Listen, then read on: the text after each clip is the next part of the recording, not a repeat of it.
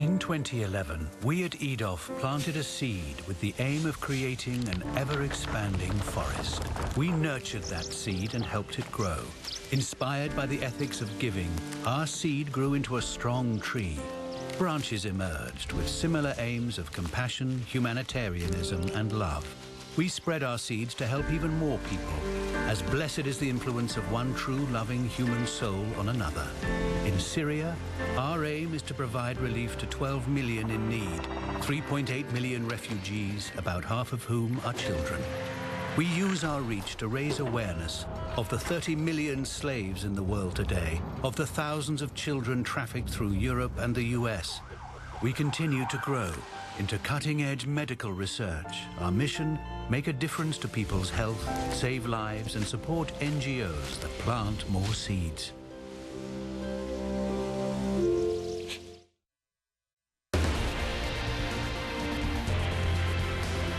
Welcome back. All this week, the CNN Freedom Project is focusing on the global fight against modern-day slavery with our Students for Freedom series. It's all about young people who join the battle. You're about to meet a woman who was abused in an orphanage even though she was not an orphan. Farai Savenzo has her story.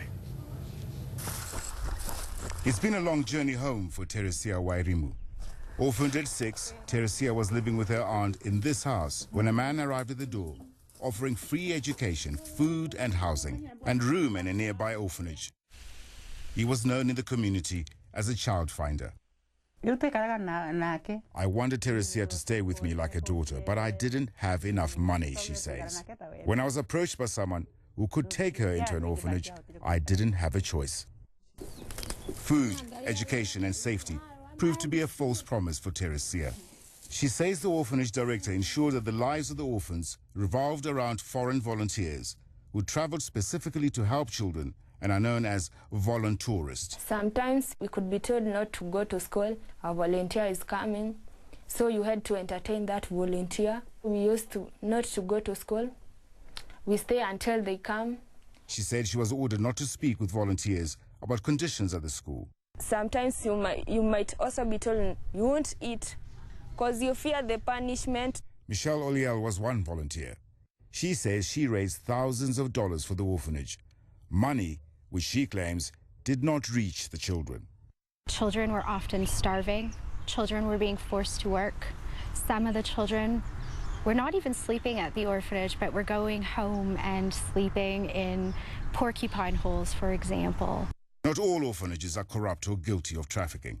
Still, the UN and other groups are now warning about child trafficking to orphanages around the world. The children are being commodified and placed in an orphanage for the sole purpose of bringing in donations and other various donated goods. And this is done intentionally. This is not an accident. It's not an accident that most of the cases that we've dealt with, children have families. They're exploiting vulnerable children, vulnerable people, vulnerable guardians. Oliel set up the Stahili Foundation, an organization dedicated to the elimination of orphanages and reuniting children with their families. The former orphanage is now empty. Oliel says after pressure from Stahili and the surrounding community and faced with declining donations, the owner abandoned the orphanage. Police have not investigated and no formal charges have been brought. CNN has been unable to reach him for comment.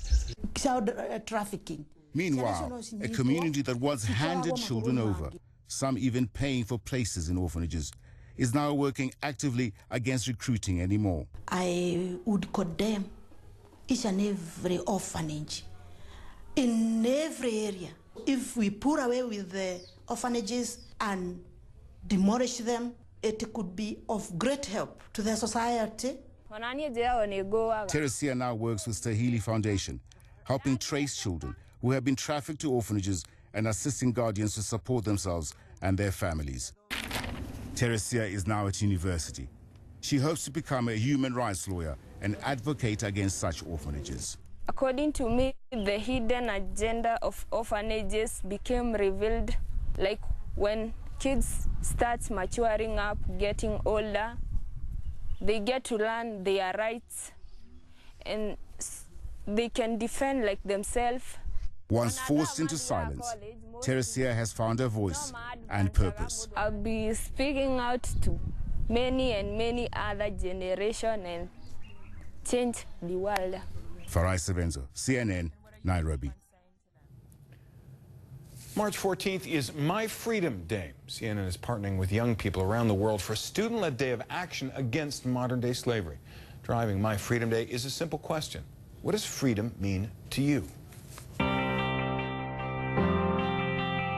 Freedom is being able to pursue your independence and your long-wanted dream by having the rights of real education for all of us. Freedom means to me the ability to choose the life I want to live and to bring freedom to others.